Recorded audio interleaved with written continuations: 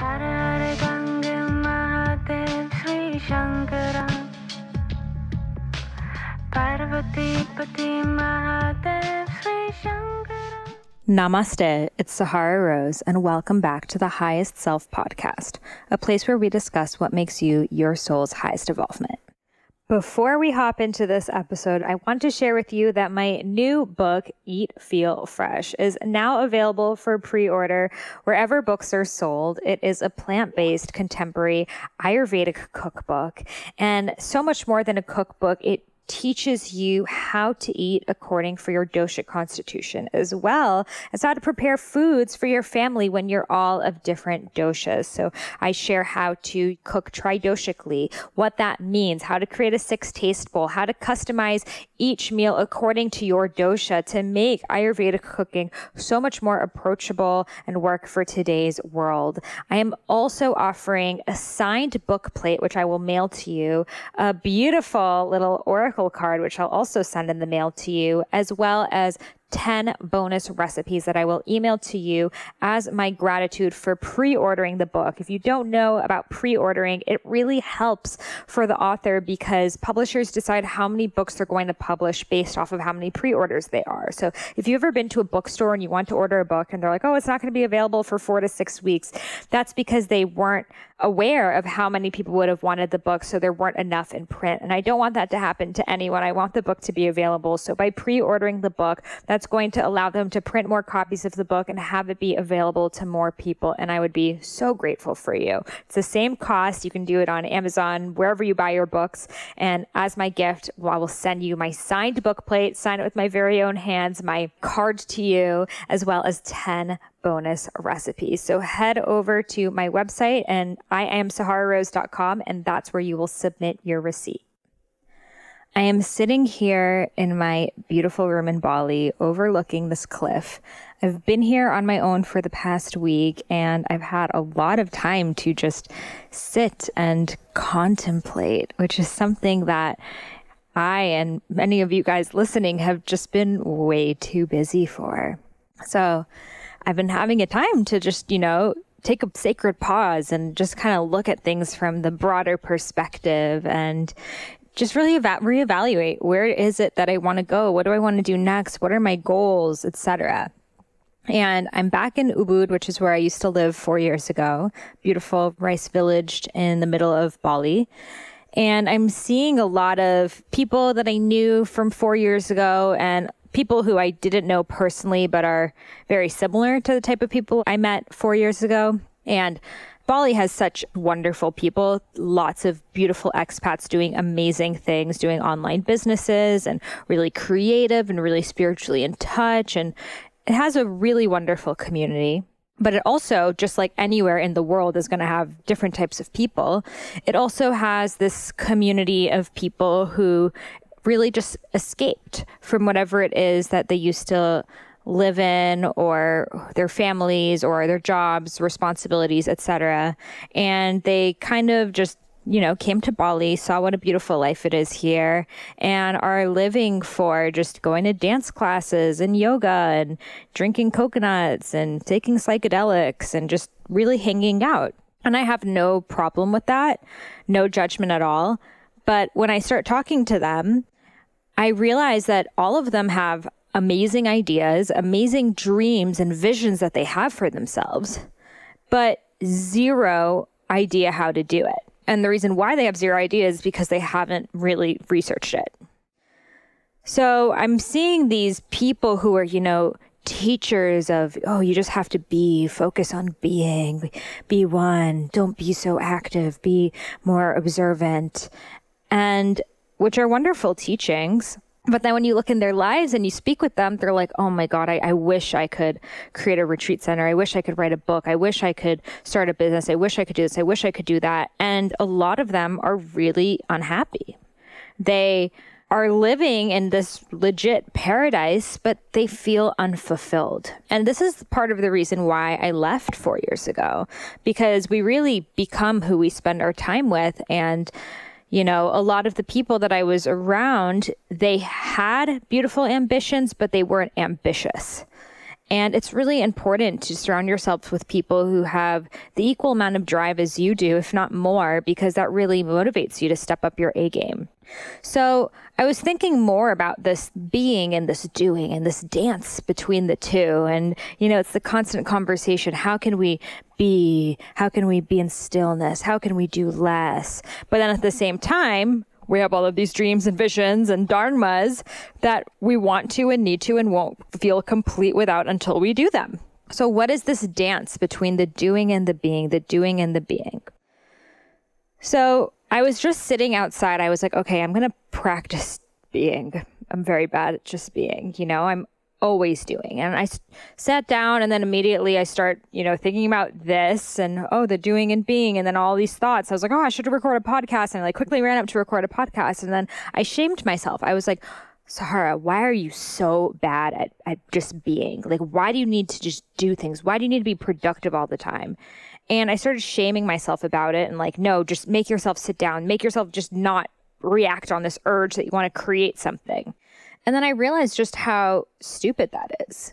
And how when you are in that being, that is how you naturally want to do. And doing has different shapes and forms.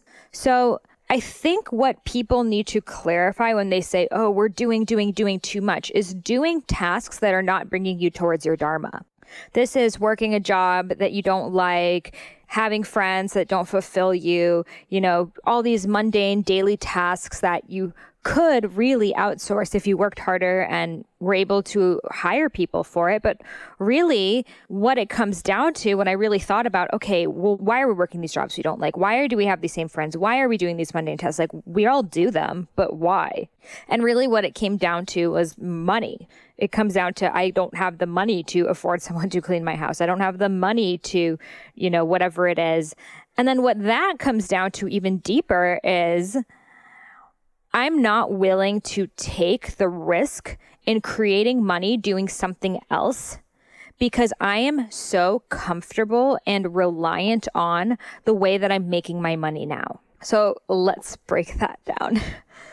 So let's say Stephanie has a job that doesn't fulfill her 9-to-5 corporate job. She knows it's not what she was born on this planet to do, but it pays well, has health benefits. Like, she doesn't absolutely hate it. It's manageable. So Stephanie comes back to from work every day and she's exhausted and she can't cook. So she orders takeout. And then, on the weekends, she just wants to get her mind off work. So she goes to brunch with her friends and they end up spending like $60 each because they got drinks.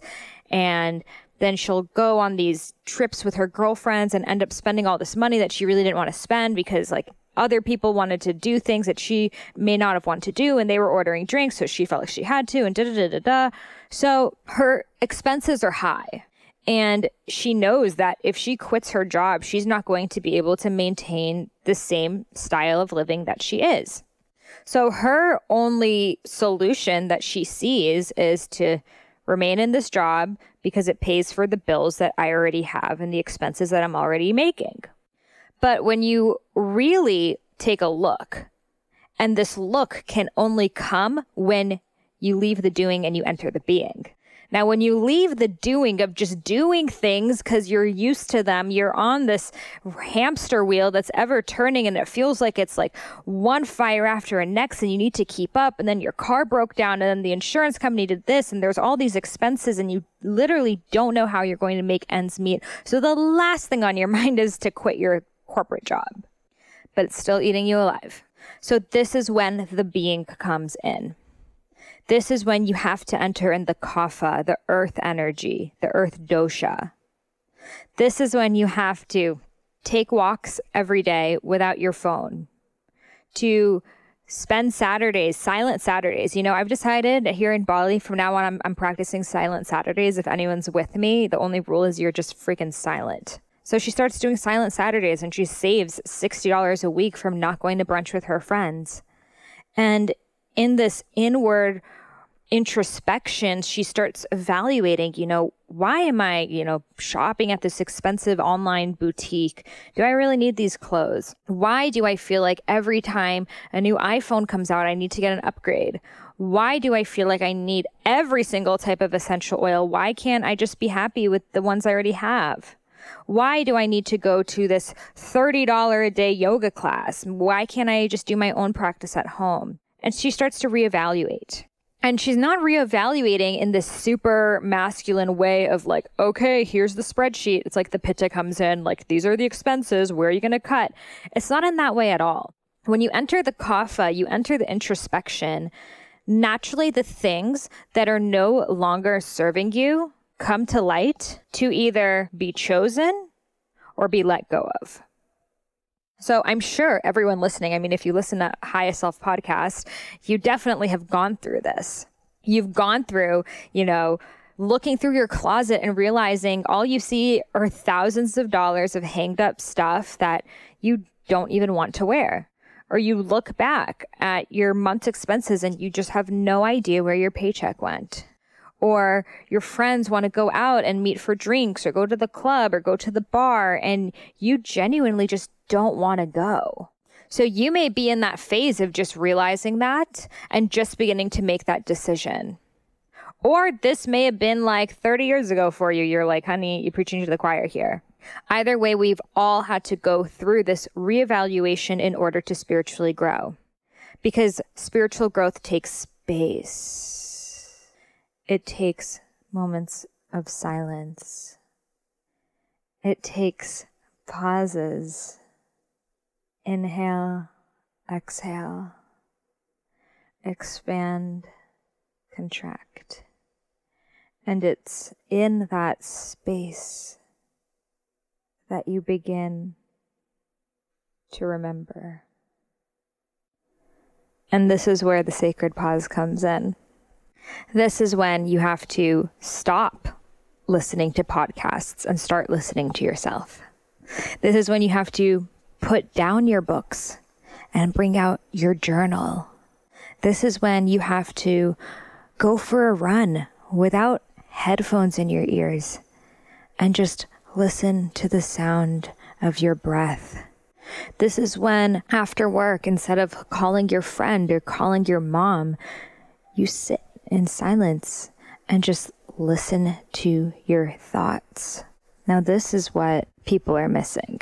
This is what leads to finding yourself on a path that is so far from where you envisioned yourself because the pauses didn't feel valuable enough at the time. The pause is where you grow. The pause is where you download. The pause is where the idea, the vata, springs to life. But it's only in these nestles of pauses between breaths and words and thoughts and time and space and ripples of water that we begin to understand why we are here. We fear the pauses because we're afraid of what will come out. We fear that if we truly listen to our thoughts, they'll be too overbearing or scary or traumatic to handle. We fear that if we aren't taking in someone else's information, that we are wasting our time. We lack trust in our inner voice and instead listen to the voices of authors and friends and parents and YouTubers. When truly the greatest book you'll ever read is in your mind. I catch myself doing this sometimes too. The moment that I have a sacred pause, I can go on my yoga mat, etc. I sometimes run to turn on a podcast or listen to an audiobook. And not saying these are bad things, like, hello, this is a podcast here. But then I ask myself, am I doing this to escape what is going on in my mind right now? have I given myself a chance to think today? Am I doing this because I genuinely want to hear what I am about to by listening to this podcast or audiobook? Or am I doing it out of habit, out of feeling like there's probably something more important than what's going on in my mind if I listen to that, so might as well listen. We can find great value in podcasts and audiobooks. Don't get me wrong. I definitely still stand by them. But I still think you'll find more value if you just sit in silence for that hour. And I mean, I am in the information giving industry, and I'm constantly asked, what are the most influential books you've read? What are the quotes that changed your life? And honestly, I can't name any, because the books and the quotes that have changed my life are those that I am writing in my mind. When you silence the everyday thoughts, the to-do lists, the tasks, etc., you go deeper. You go deeper to another level of your individuality. People, especially on my Doshas and Dharma program, tell me, how do I stand out in a saturated market? The way you stand out is by being radically yourself. And most people don't know who they are, even minimally, let alone radically. And the way you find out who you are, what you like, what you don't like, what are your qualities, is through this introspection. I mean, here I've been by myself for the past week and already just learning so much about myself and realizing things that were bothering me that I didn't realize were bothering me, and then getting down to the root of it and setting up, for my future, what are the things that I want to change. And I wouldn't have gotten these realizations if I hadn't taken that step back. So we see now why the being is very important. We cannot debate this. This is a universally known thing, from the Vedas to Buddhism to shamanism to Taoism. All ancient cultures honor and revere the act of sitting in meditation or contemplation. Now, let's talk about why the doing isn't so bad either. So when you sit really in that being, you take time for yourself, you remove yourself from your friends and your constant day-to-day tasks, and it doesn't have to look like a week away. It could be moments away each day, waking up in the morning, staying up a little bit at night to journal, things like that, to just go deeper inside of yourself. Thoughts begin to emerge.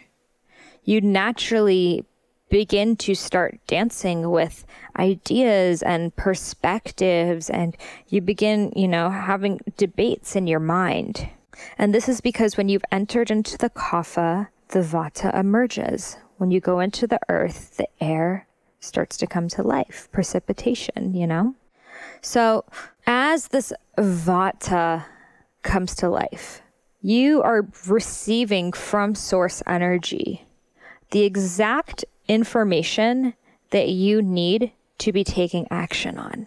So if every time you take a walk or you take a bath or you just sit in a chair and think, your mind starts going to that same place. And I'm not talking about the traumas and this and that, because that is the lower self and the shadow self. I'm talking about when the highest self comes through. So it may look like for you, I'm really envisioning this sacred retreat center that is nestled in the mountains and does beautiful Ayurvedic treatments with essential oils and different types of healing modalities. And they treat all forms of mental illnesses and physical ailments. This fantasy begins merging in your mind. But then you tell yourself, oh man, I could never do that. Or you tell yourself, oh, I'm supposed to be meditating. I shouldn't be thinking about that right now. And then the judgment starts. I remember this just happened like 20 minutes ago, sitting in that chair and thinking, I'm just going to practice being great now. And then I start having this debate in my mind of the doing and being, and then wanting to record the podcast on it, and then getting mad at myself about not being able to sit for 7 seconds, and then deciding I'm just going to go do it, and then still shaming myself about it. But the reason why those thoughts came into my mind were because I needed to be taking action on it.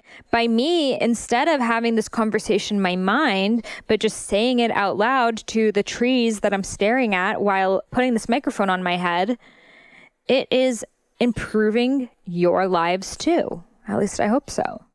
So instead of shaming ourselves, and sometimes we shame other people, oh, they're always doing. If it is in alignment with their highest selves, there's no problem in doing. In fact, that is where Source is supposed to guide you. We were not born to just sit and do nothing our whole lives. Like, I know we're human beings, not human doings, but we're also not human complacents. Now, there are people in society that sit in sadhana meditation for their lives, who take a monk path or a priest path. So if that's what you want to do, all the power to you. But even those people are still doing forms of service that is embedded in any spiritual path. So we were not meant to just do. We were not meant to lounge and hang out, which is the reason why a lot of the people that I met here in Bali who thought, oh, I figured out life, I'm going to leave my job and just ecstatic dance every day for eternity. When you talk to them, they're unhappy because they're leaving out a major part of themselves. Humans want to do. We were designed to create. We have this intrinsic capability to make things that have never existed. I mean, think if humans were like, we're just going to sit and chill out right now, there would be no pyramids of Giza, no Machu Picchu, no Great Wall of China, no Persepolis. None of these things would exist. There would be no temples, no artifacts, no tools. There would be no buildings, no hotels, no skyscrapers. There would be no schools, hospitals. There would be nothing. We would all just still be in the jungle, totally separated, warring with each other because we don't understand each other, but still feeling like we're superior because we're just sitting and being and not doing, you know? We were given desires because we were meant to act on them. And that doesn't detract over the importance of being. Like, I spent like a good 20 minutes telling you how important it is to be, and I meant every ounce of that, and I could spend 20 hours talking about it. And I could also spend equal amount on how important it is to do, because it is a dance. If you have one without another, you will not be happy. If you just sit and be and think that is the key to enlightenment, you're going to see in a month or two that you feel empty and purposeless. And that's so many people I see here. And if all you do is just do, and you never take a moment to reflect and ask why, then you're definitely going to be unhappy. And that is 99% of the population. Just go to New York. So we need to have both. We need the Shiva and the Shakti. We need the two to merge together. We need the Vata to move into the Pitta, to move into the Kapha. This is the natural cycle of life and destiny. So we talked about what doing looks like when you're not on track. Well, let's talk about what healthy doing looks like. Healthy doing looks like taking action that is bringing you to the goal that the universe has assigned for you. So what does that mean? I believe, and maybe you do too, it is a more spiritual belief that we were all born with divine purposes. And the reason that we were each given unique gifts is because we were meant to share those gifts. That is why I was born with the gift of speaking and storytelling, and it's something I've always loved to do because I'm meant to do it. It comes naturally for me. This is a gift that the universe gave to me, and the desire to help people and want to share positive messages and social justice. And I am just the conduit of source energy moving through me. And there are other people like my boyfriend who were born with the gift of music. And music just flows through him. He's always thinking of beats and melodies. And if he listens to a song, he's like, oh, the bass line is like this and the drum line, like things that I straight up cannot hear. And the way that he becomes his highest self is to sit in his music studio and just create different sound vibrations. And through these sound vibrations, he is performing alchemy, healing others through the modality of sound and music. And there are other people who are incredible with the power of touch. They are very kinetic and they can touch people's bodies and know instantly where they're holding pain and tension. They almost can scan a body and see exactly where it needs work. And some of them are very into the muscle tissues and the fascia, and they go into massage or physical therapy or rolfing. And others can scan a body and sense where it's out of balance in a health way. And they can tell if there's a hormonal imbalance or thyroid or kidneys off, and they go more into becoming medical intuitives or Taoist medical practitioners, etc. And there are some people who are great at sales. Like they are wonderful at selling things to people. And that's not a bad thing. Nothing is wrong with sales, guys. Sales can be, not always is, can be giving someone something that they don't know that they need, offering that perspective to you. Sometimes we don't know that we need an organic mattress. We don't know the value of it. So by someone really educating on us on that, and then we make the purchase, our lives are enhanced. So we can do another podcast about sales and how it's kind of gotten this bad rep because of a lot of just really sleazy and not aligned salespeople. But some people are just naturally born with that gift. Like from the time they were kids, they're like selling lemonade, like reselling this, selling that.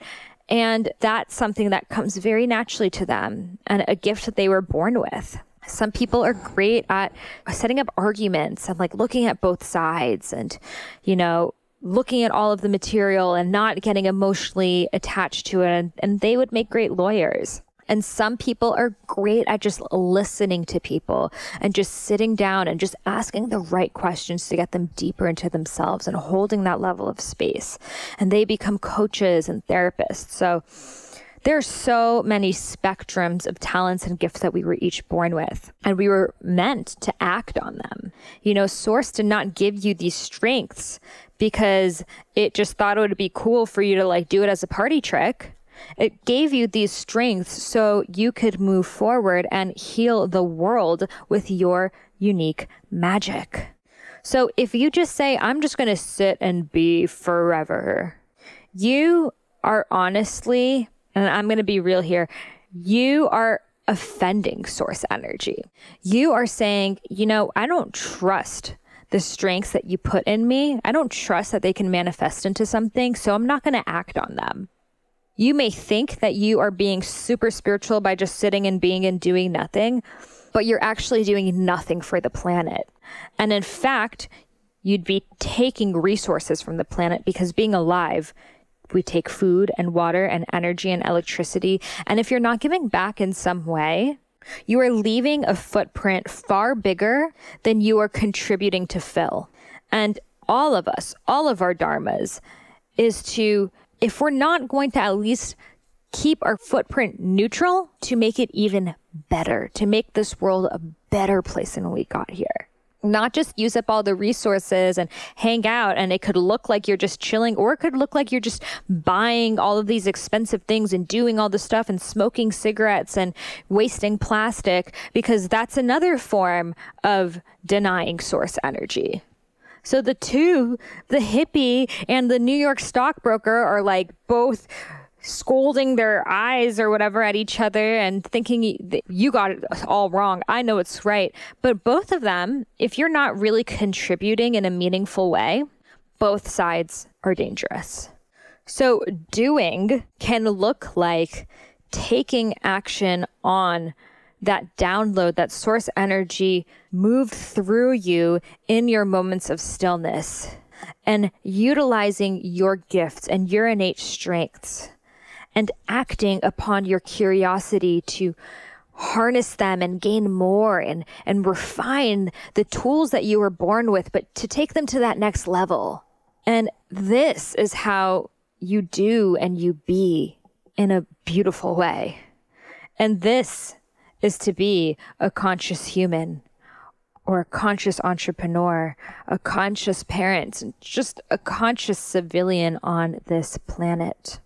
It's to not shame yourself for always thinking of ideas. There's nothing wrong with always thinking of ideas. That just means you have a lot of vata moving through you.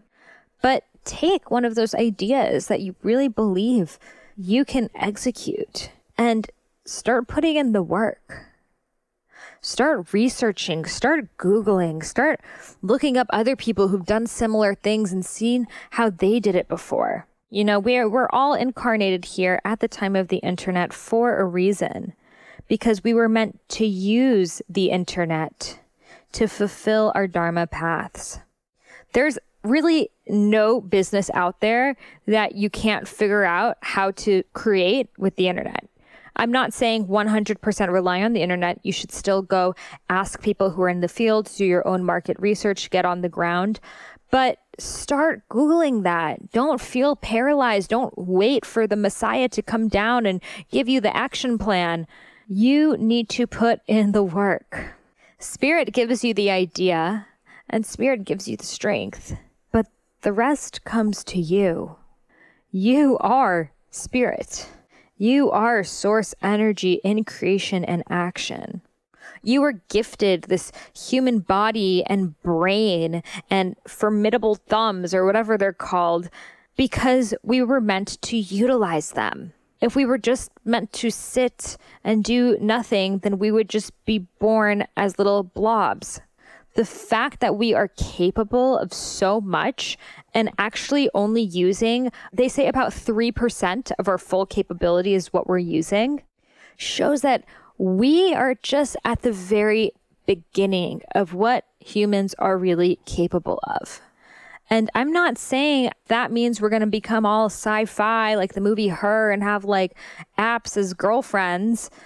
But I think that we are so capable that we are going to figure out a way to bring back the trees and back the moments of stillness and back the tribe and the dance and the laughter and the medicine. We have to use our creativity. We have to channel our vata, pitta, and kapha. We have to be so we can know exactly what to do. It is only through honoring both that we will be able to bring heaven on earth again. So I invite you to just take a few moments after this podcast to be in stillness. If you're driving in the car, just don't listen to another podcast right after this. Don't call someone. Don't play music. Just sit in your car in silence for the rest of the drive. If you're on a walk, just listen to the birds. If you're in the bath, just listen to your breath. And don't think, oh, now I need, some angel to come whisper in my ear and tell me what to do. No, you are that angel. Just start practicing the conversation with your highest self. That which speaks in whispers and emotions and excitement. Just begin that conversation, the silent conversation. And trust me, through that, you'll learn exactly what it is that you were meant to do. Namaste. If you loved this episode and want to dive deeper into Ayurveda, be sure to check out my new book, Eat, Feel, Fresh, which is now available for pre-order wherever books are sold. As a free gift for pre-ordering my book, I will be sending you in the mail a signed book plate, as well as a beautiful tarot card I created for you.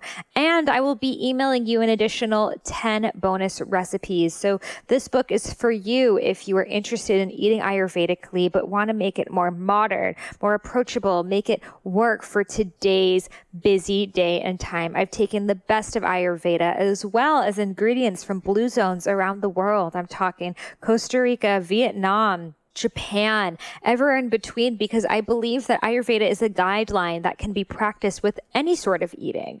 So we look at food from an Ayurvedic perspective as well as from today's modern lens. So be sure to check it out. Eat Feel Fresh, a contemporary plant-based cookbook. Send your receipt over to me on my website, iamsahararose.com. or eatfeelfresh.com, and you will be able to receive all my pre-order bonuses, signed bookplate, bonus recipes, and so much more as my gratitude and thank you for pre-ordering the book. Also, be sure to check out my Sacred Self-Care and Ayurvedic Nutrition e-course over on dailyom.com. The links to both of those are over on the podcast show notes. Namaste.